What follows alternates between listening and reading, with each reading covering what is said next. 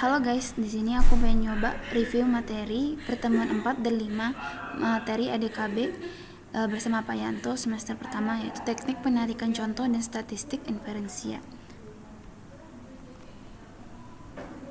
Oke, di sini kita masuk ke pengertian definisi-definisi dulu, di mana bentar kita ganti. Oke, statistik inferensia itu nama lainnya adalah statistik induktif, di mana pengertiannya itu adalah proses penarikan kesimpulan mengenai parameter populasi berdasarkan informasi yang didapatkan dari sampel. Jadi kita tuh secara sederhananya tuh mengeneralisasi si populasi ini berdasarkan data sampel yang kita dapatkan. Makanya tujuannya itu adalah melakukan generalisasi. Sedangkan ruang lingkup dari analisis inferensial ini adalah pertama itu pendugaan atau hipotesis. Dari hipotesis itu kita lakukan pengujian. Dari pengujian itu maka bisa kita tarik kesimpulannya berdasarkan data dan hipotesis. Nah, dalam KSH itu kenapa statistik inferensial ini sangat penting? Yang pertama itu kajian studi bidang konservasi kita tuh sangat luas, jadi kita nggak mungkin melakukan pengamatan atau inventarisasi secara keseluruhan. Kemudian yang kedua itu parameter tentang hidupan liar praktis belum diketahui atau tidak diketahui sama sekali. Yang kedua itu adanya keterbatasan di dana, tenaga, dan waktu. Dan yang terakhir itu adalah data atau informasi yang diperoleh perlu berkualitas dan valid, karena kita tuh melakukan generalisasi terhadap populasi dari sampel yang kita ambil. Oke, ini adalah beberapa istilah dalam penarikan sampel. Yang pertama itu adalah unit contoh. Itu tuh objek yang akan kita jadikan sebagai pengukuran variabel dalam penelitian. Kemudian populasi statistik itu adalah komponen objek yang ingin dipelajari. Sedangkan populasi contoh itu tuh adalah bagian dari si populasi statistik ini. Kemudian intensitas sampling itu dalam persen. Ada rumusnya ya yang udah kita pelajari waktu itu. Itu perbandingan antara besarnya populasi si contoh ini dengan populasi si statistik terus dikali 100%. Kemudian acak atau random itu adalah pengambilan setiap anggota populasi secara bebas dan memiliki peluang yang sama untuk terambil. Kemudian teknik penarikan contoh itu adalah metode atau prosedur pemilihan unit contoh dari populasi statistik.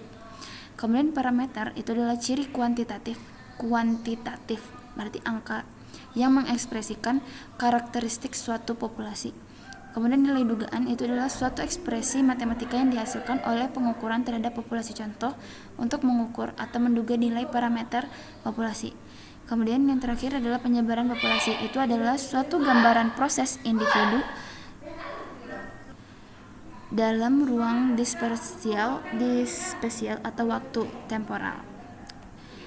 Kemudian next. Nah, dalam penarikan contoh itu ada 3 strategi yang kita gunakan. Yang pertama adalah penarikan acak sederhana, kedua adalah sistematik, yang ketiga adalah berlapis. Mari kita bahas satu persatu. Yang pertama adalah acak sederhana. Acak sederhana itu dimana unit sebanyak n contoh itu kita ambil secara acak dan bebas satu sama lain dari setiap anggota populasi. Syaratnya gimana? Yang pertama itu daftar anggota populasinya itu tersedia dan diketahui secara pasti secara keseluruhan. Kemudian tidak ada fenomena autocorrelation antar setiap unit contoh. Yang ketiga itu effort samplingnya bersifat konstan dalam setiap kategori populasi. Prosedurnya, yang pertama itu kita invent dulu semua anggota populasi. Kemudian yang kedua kita bikin daftar anggota dan kita beri nomor setiap anggota dari 1 sampai n, sampai semua jumlah anggota populasinya. Kemudian kita dengan menggunakan bantuan tabel acak atau gulungan kertas bernomor sebanyak n populasi, atau contohnya itu waktu itu kata Pak Yanto dalam bentuk arisan gitu, kita beri nomor terus kita gulung-gulung masukin dalam jar gitu ya. Terus kita ambil sebanyak n buah secara acak dan bebas satu sama lain. Kemudian yang teknik kedua itu adalah penarikan contoh sistematik. Ini adalah teknik mengambil contoh, di mana unit contoh yang pertama itu kita ambil secara acak, kemudian unit contoh yang lainnya itu kita pilih dengan jarak yang sama secara aritmatika. Berarti interval jarak yang satu berikutnya itu sama terhadap unit contoh yang pertama. Contoh, misalnya yang pertama itu intervalnya misalnya kita dapat 5, berarti secara acak kita ambil dulu misalnya 2, berarti 5 kemudian adalah 7, terus 5 berikutnya adalah 12. Nah, kayak gitu ya, dia berurut. Jadi angka yang ketiga itu adalah 3P, P itu yang pertama, berarti 3 kali P gitu. Kemudian syaratnya yang pertama itu kita mengetahui jumlah anggota populasi secara keseluruhan. Yang kedua, kita mengetahui pola variasi atau intervalnya itu antar setiap anggota populasi. Bagaimana cara hitungnya? Nah, cara ngitungnya itu ada di prosedur.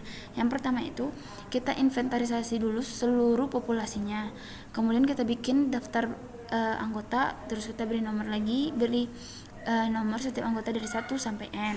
Kemudian kita hitung nih. Nah, di sini jarak intern unit contoh. Rumusnya itu populasi dibagi sampel. Nah, didapatlah nanti berapa jaraknya.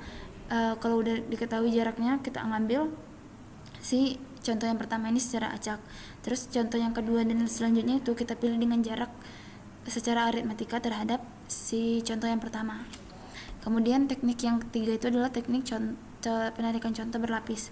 Itu tuh kita mengambil unit contoh dari populasi, di mana populasi ini kita jadiin dulu subpopulasi yang homogen, yang sama. Kemudian dari subpopulasi ini nanti baru kita ambil unit contohnya itu secara acak ataupun sistematik, bisa salah satunya.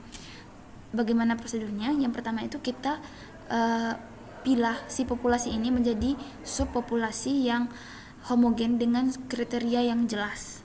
Kemudian kita inventarisasi seluruh anggota setiap subpopulasi sebanyak N. Habis itu baru kita ambil kita tentuin berapa unit contoh yang mau kita ambil dari setiap subpopulasi itu dengan 2 metode berikut. Yang pertama itu adalah metode alokasi proporsional, di mana jumlah unit contoh itu kita tentuin berdasarkan proporsi jumlah anggota subpopulasi terhadap keseluruhan anggota populasi.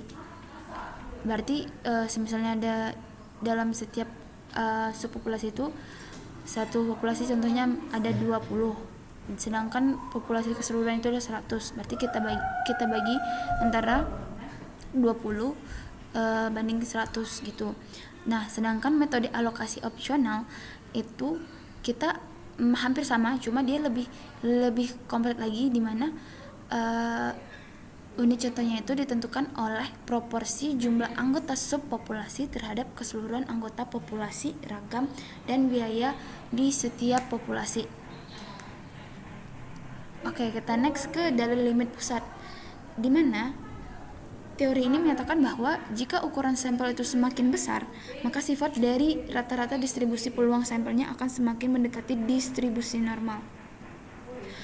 Sehingga dengan kata lain, sampel kemungkinan besar akan memiliki nilai rata-rata dan variasi yang hampir sama dengan nilai parameternya, karena dia semakin mendekati distribusi normal. Gitu ya. Dalil limit pusat. Teori yang menyatakan ukuran sampel yang semakin besar, maka sifat dari rata-rata distribusi peluang sampelnya akan semakin mendekati distribusi normal. Sehingga sampel kemungkinan besar akan memiliki nilai rata-rata dan variasi yang hampir sama dengan nilai parameternya. Nah, untuk mengetahui bagaimana ukuran sampelnya itu, dalam statistik inferensial itu terdapat uji atau analisis. Ada 3 yang kita pelajari di pertemuan ini. Yang pertama itu adalah uji T. Uji T itu digunakan untuk mengetahui perbedaan antara dua rata-rata sampel signifikan secara statistik atau tidak. Apakah dua rata-rata sampel ini signifikan secara statistik atau tidak. Kemudian yang kedua adalah analisis variansi. Itu tuh digunakan untuk membandingkan rata-rata 2 atau lebih sampel untuk menguji hipotesis pendugaan nol yang menyatakan bahwa tidak ada perbedaan di antara rata-rata yang diperoleh dari sampel-sampel ini. Kemudian tes Chi kuadrat adalah uji yang digunakan untuk mengetahui signifikansi perbedaan antara proporsi subjek, objek, kejadian, dan lain-lain yang masuk ke dalam berbagai kategori dengan jalan membandingkan frekuensi yang diamati dengan frekuensi harapan. Nah, sifat-sifat penduga yang diinginkan itu tentunya yang pertama tidak bias, efisien, dan konsisten. Apa maksud dari ketiga aspek ini? Yang pertama itu tidak bias. Tidak bias itu maksudnya adalah nilai harapan penduga itu sama dengan parameter yang diduga. Jadi nilai harapan yang kita duga itu sama dengan parameter yang diduga saat itu. Dengan kata lain, apabila suatu sampel itu diukur secara berulang-ulang dan dilakukan pengukuran rata-rata, maka hasilnya itu tidak akan jauh berbeda dari si populasinya atau mu. Kemudian pendugaan parameter itu maksudnya adalah melakukan estimasi terhadap nilai dugaan parameter berdasarkan data sampel. Jadi kita melakukan pendugaan terhadap nilai parameter berdasarkan data populasi yang udah kita dapatkan, data sampel yang udah kita ukur. Nah, bagaimana metodenya? Metode pengukuran ini gunakan untuk mengukur suatu populasi dari si data sampel yang udah kita dapatkan. Nah, ini jelaskan tekniknya itu si peneliti melakukan pengukuran, terus kita ngambil si sampel. Habis kita ngambil sampel, terus kita melakukan hipotesis atau pendugaan untuk mengetahui si parameternya. Setelah kita mengetahui parameternya, barulah kita cari si nilai tengah dan ragamnya untuk mengetahui ketiga ini, pendugaan yang diinginkan, tidak bias, efisien, dan konsisten. Kemudian efisien itu ditunjukkan oleh seberapa besar ragam penduga tersebut. Dari sini kita jelas mengetahui bahwa kalau makin kecil si ragam suatu penduga, maka efisiensinya makin lebih besar. Kenapa? Nih, bayangkan aja kalau misalnya ragamnya itu banyak, maka efisiensi kita dalam mengerjakan suatu pengukuran itu tidak akan seefisien itu, tidak akan seefektif itu juga, karena bakal banyak cross check dan pengujian lagi. Nah, kalau misalnya ragamnya itu kecil, maka kita tuh bisa melakukan efisiensi yang lebih tepat itu.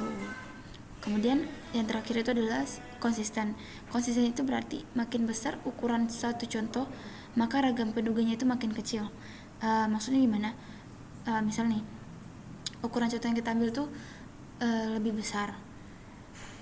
Dengan begitu kita mengeliminasi si ragam-ragam yang bisa mengecilkan si ukuran sampel ini, karena si sampel yang kita ambil tuh ukurannya lebih besar, sehingga ragam yang tidak terlalu mencolok itu bisa tereliminasi, maka ukuran sampel yang lebih besar si ragam ini makin kecil gitu guys. Sekian, terima kasih.